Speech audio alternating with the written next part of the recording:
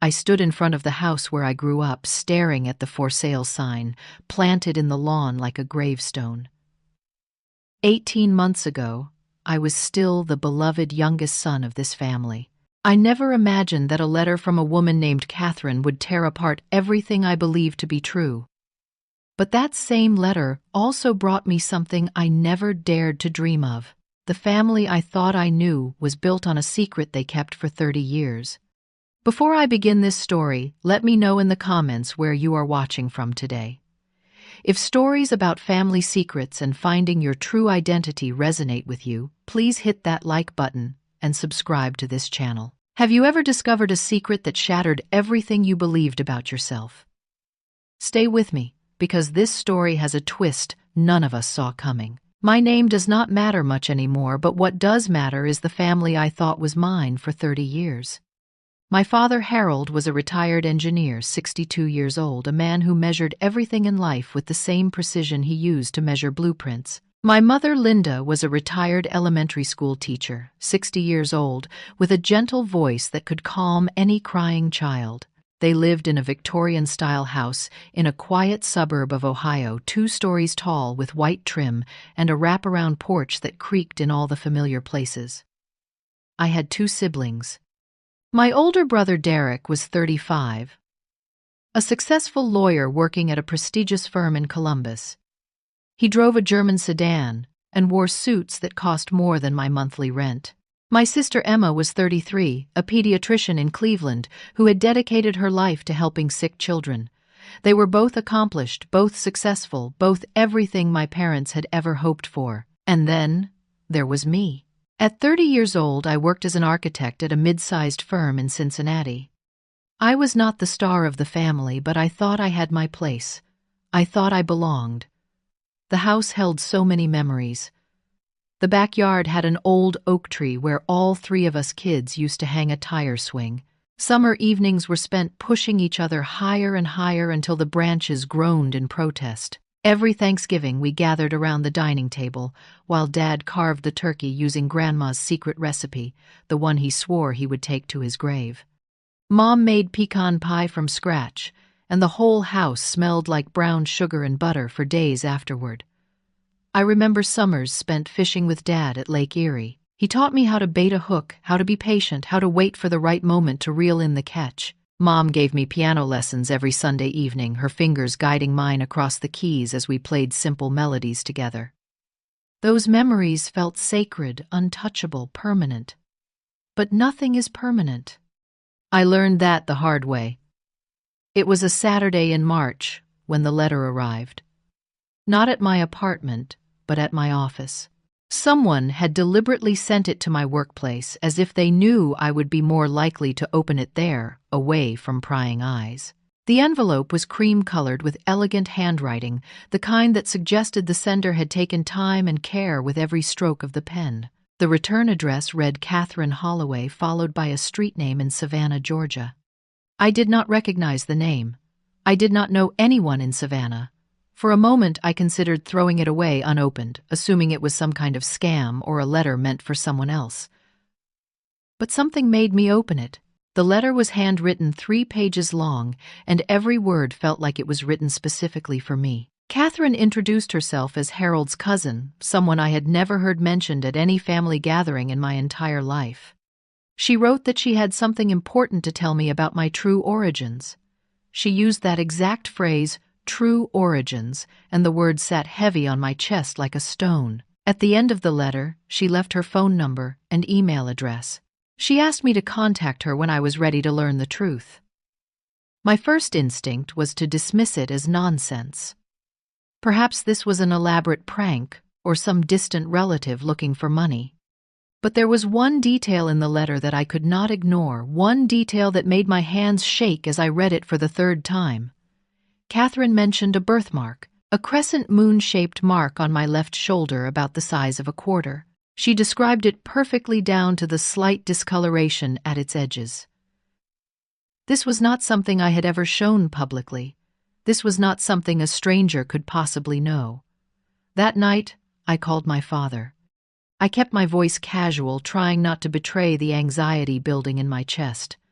I asked him about Catherine Holloway, mentioned that I had received a letter from someone claiming to be his cousin. The silence on the other end of the line was deafening. When Dad finally spoke, his voice was different, cold, sharp, like a door slamming shut. "Do not contact that woman," he said. "She is trouble. Throw that letter away." I tried to ask more questions, but he cut me off. The line went dead before I could say another word. In 30 years, my father had never hung up on me. He had never spoken to me with such venom in his voice. He had never refused to explain anything to me. That night I lay awake in bed, reading the letter over and over again. The crescent moon birthmark haunted me. How did Catherine know? Why did my father react so violently to her name? What truth was she offering that my parents had kept hidden for 3 decades? By morning, I had made my decision. I would contact Catherine no matter what my father said. I needed to know why a stranger knew my body better than I knew my own history. Why would my father react so strongly to a name I had never heard before? 2 weeks later, I boarded a flight to Savannah. I told no one where I was going, not my parents, not my siblings, not even my girlfriend Sarah. This felt like something I needed to do alone, something that required privacy and space to process whatever I was about to learn. Catherine had agreed to meet me at a small coffee shop in the historic district of Savannah. The city was beautiful, all cobblestone streets and Spanish moss hanging from ancient oaks, but I barely noticed any of it. My mind was focused entirely on the woman I was about to meet. I recognized her the moment she walked through the door. Catherine Holloway was around 55 years old with silver hair that had probably turned gray before its time. She wore a simple blue dress and moved with the careful grace of someone who had known hardship. But what struck me most were her eyes. They were green, the same shade of green that stared back at me every morning in the mirror. The same unusual blue-green that I had never seen in anyone else in my family.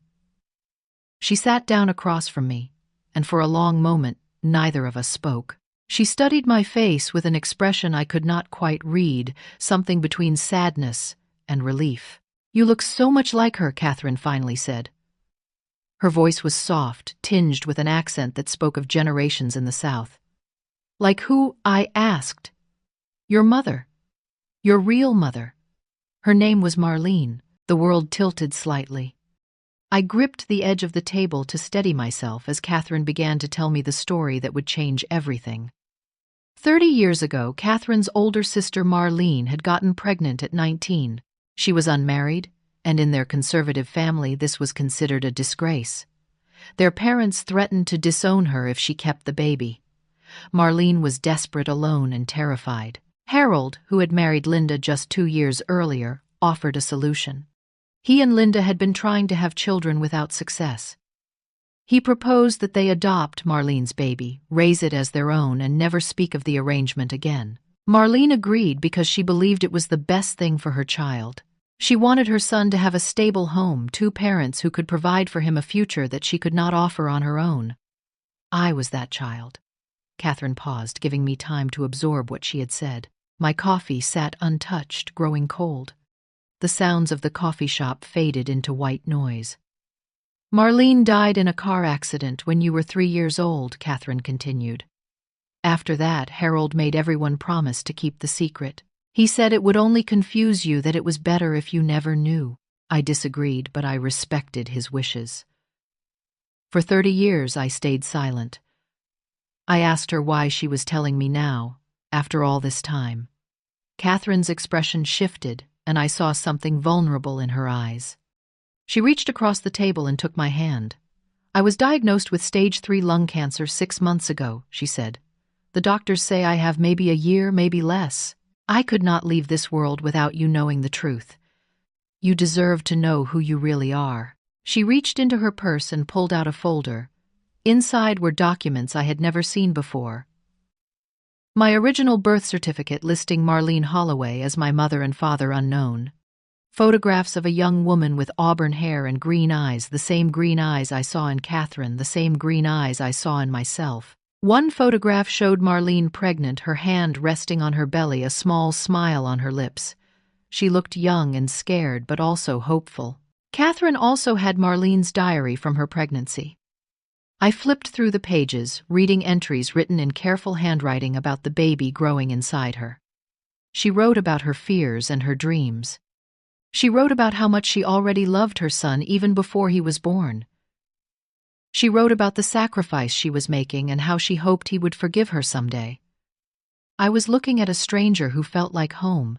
The last document in the folder was the official adoption record signed by Harold and Linda, dated 3 months after my birth. Their signatures were neat and precise, just like everything else in their carefully constructed lives. I thanked Catherine for telling me the truth. I promised to stay in touch. And then I flew back to Ohio to confront the people I had called my parents for 30 years. I arranged a family meeting at the house. I told them it was urgent, that everyone needed to be there. When I arrived, they were all waiting in the living room. Dad sat in his usual armchair. Mom perched on the edge of the sofa. Derek stood by the window with his arms crossed, and Emma sat nervously twisting her hands in her lap. I placed the folder on the coffee table and opened it. I laid out the birth certificate, the photographs, the adoption papers. I watched their faces as the evidence of their deception spread across the polished wood surface. Mom started crying immediately. "We always loved you like our own," she said between sobs. "That was never a lie." Dad's reaction was different. His face turned red with anger, but it was not directed at himself or at the secret they had kept. It was directed at Catherine. "That woman had no right," he said, his voice rising. "She was supposed to keep her mouth shut. She has destroyed this family." I looked at Derek, waiting for him to say something, anything, but my brother avoided my eyes. He stared at the floor like a guilty child. "You knew," I said. "It was not a question." Derek nodded slowly. "I overheard Mom and Dad talking about it when I was 12. They made me promise never to tell. 12 years old. My brother had known for over 20 years and never said a word. I looked at Emma, who seemed genuinely shocked. At least one of my siblings had been kept in the dark like me. I turned back to my father. "Why did you never tell me?" I asked. "I deserve to know who I am." Harold's jaw tightened. "Because it did not matter. You were ours. We raised you, fed you, clothed you, paid for your education. We gave you everything. But now that you have gone behind our backs and contacted that woman, things will change." I did not understand what he meant until a week later. An email arrived from the family's attorney, someone I had met at holiday gatherings but never really known. The email contained an attachment, a revised version of my parents' will. I had been removed entirely. The house, the savings accounts, the investment portfolios, everything would be divided equally between Derek and Emma. The reason stated in the document was clinical and cold. Due to the discovery that he is not our biological child. 30 years of being their son, and I was erased with a single sentence. Derek called me 2 days later. His voice was apologetic but firm. "I am sorry," he said, "but I cannot go against Mom and Dad. You understand, right? I did not understand. I would never understand." Emma did not call. She did not text. She did not respond to any of my messages. Her silence spoke louder than any words could have. In the span of 4 weeks, I went from being the youngest son to being no one. The months that followed were the darkest of my life. I moved through each day like a ghost, present, but not really there. My work suffered, and my boss pulled me aside to warn me that my performance had become unacceptable. I nearly lost my job, the one thing I still had. Sarah tried to help. She cooked me meals I barely touched, held me when I could not sleep, listened when I needed to talk. But I pushed her away. I did not know how to let someone love me when the people who were supposed to love me unconditionally had thrown me away like garbage. I lost 15 pounds in 3 months. My clothes hung off my frame like they belonged to someone else. I stopped calling friends, stopped going out, stopped caring about anything. On my worst nights, I sat alone in my dark apartment and wondered who I really was. If the family I grew up with was not mine, then where did I belong? If my entire identity was built on a lie, Then what was true? The answer came from an unexpected place. In August, 5 months after the confrontation with my parents, Catherine called me. Her voice was weaker than before, roughened by chemotherapy, but there was an urgency in her words that made me pay attention. "I need to tell you something else," she said. "Something I should have told you when we first met." I braced myself for another revelation, another truth that would shatter what little stability I had left. "Your mother, Marlene, did not just leave you love," Catherine said. "She left you something more." Catherine explained that the Holloway family had been landowners in Georgia for generations. When Marlene's parents died, they left their estate to their 2 daughters. Marlene's share was placed in a trust fund for her only child to be held until he reached the age of 30. I had just turned 30. The trust fund had been waiting for me my entire life. "There is more," Catherine continued. "Harold was named as the trustee. He was supposed to manage the fund until you came of age. He knew about this money from the beginning. He never told you because he did not want you to know. The trust fund had grown over 30 years of careful investment. Catherine told me the current value was approximately $1,200,000. I hired my own lawyer the next day. I needed to verify Catherine's claims and understand exactly what had happened to money that was legally mine. What I discovered was worse than I had imagined. Harold had indeed been the trustee. He had managed the fund for decades, and he had done so without any oversight or accountability. Over the years, he had withdrawn approximately $200,000 for what he claimed were expenses related to raising me. But there were no receipts, no documentation, no proof that the money had been spent on anything related to my care. My father had been stealing from me for years, and the only way to keep stealing was to keep me ignorant of my true identity. Everything suddenly made sense. The anger when I mentioned Catherine's name, the desperate insistence that I throw away her letter, the swift removal from the will once the secret was out. Harold was not protecting me from a painful truth. He was protecting himself from exposure. I could have sued him. My lawyer said I had a strong case for breach of fiduciary duty, maybe even fraud. I could have dragged Harold through the courts, forced him to account for every dollar he had taken, made him pay back what he stole with interest and penalties. But I chose not to. Not because I forgave him, but because I refused to let him consume any more of my life. I wanted the chapter to close. I wanted to move forward. I instructed my lawyer to transfer the remaining funds into my name immediately. There would be no lawsuit, no public scandal, no drawn-out legal battle. I would take what was mine and walk away. But first I needed to say goodbye. I drove back to Ohio one last time. The for sale sign was already in the yard. Apparently my parents had decided to downsize now that their perfect family had fallen apart. The irony was not lost on me.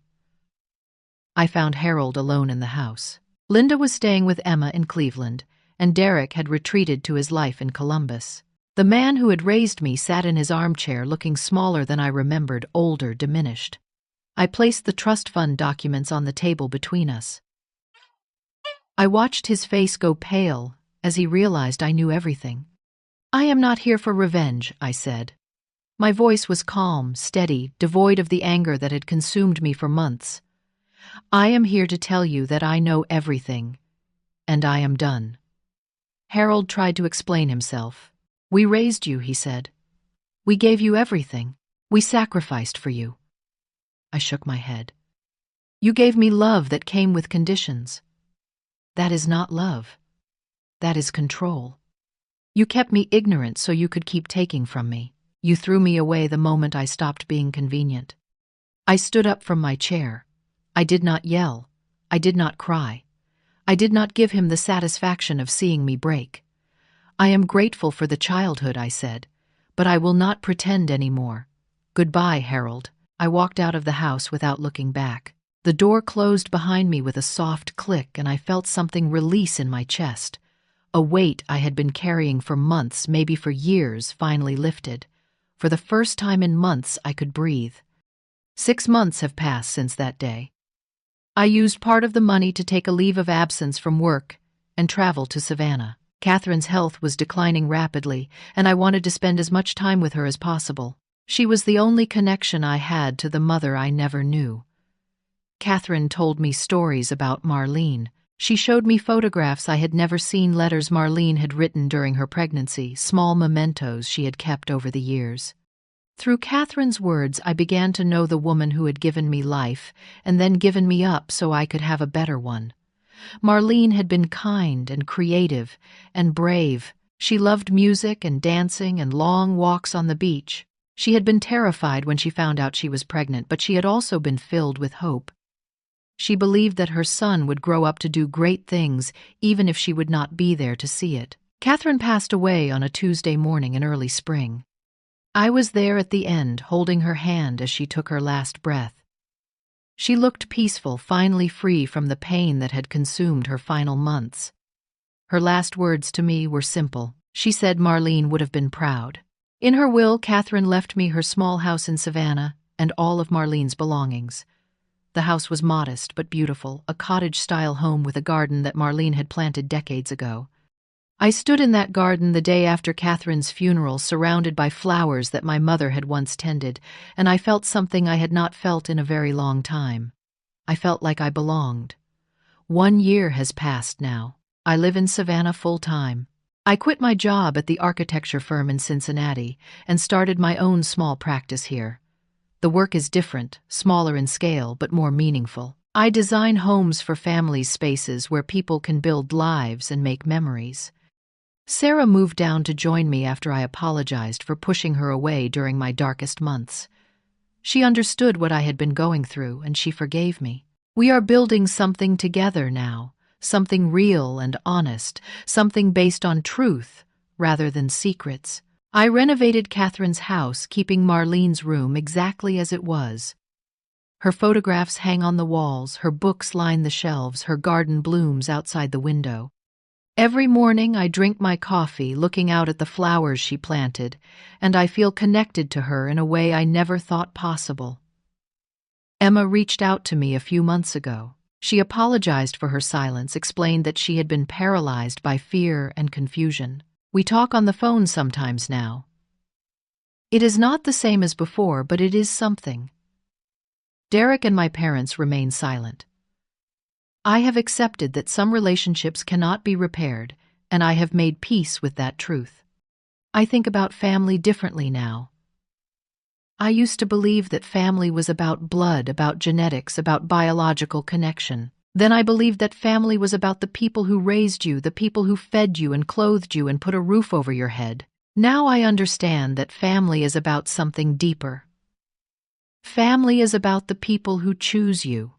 Family is about the people who love you without conditions, who stand by you when the truth comes out, who do not abandon you when you become inconvenient. Family is about honesty and trust and the willingness to accept someone for who they truly are. I lost the family I thought I had, but I found something more valuable. I found myself. Marlene gave me life, Catherine gave me truth, and together they gave me the freedom to become the person I was always meant to be. I do not know what the future holds. I do not know if Harold will ever apologize, if Derek will ever reach out, if the wounds will ever fully heal. But for the first time in my life, I am walking toward the future as myself.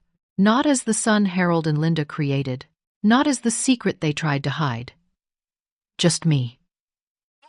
Sometimes the family that raised you is not the family that will stand by you.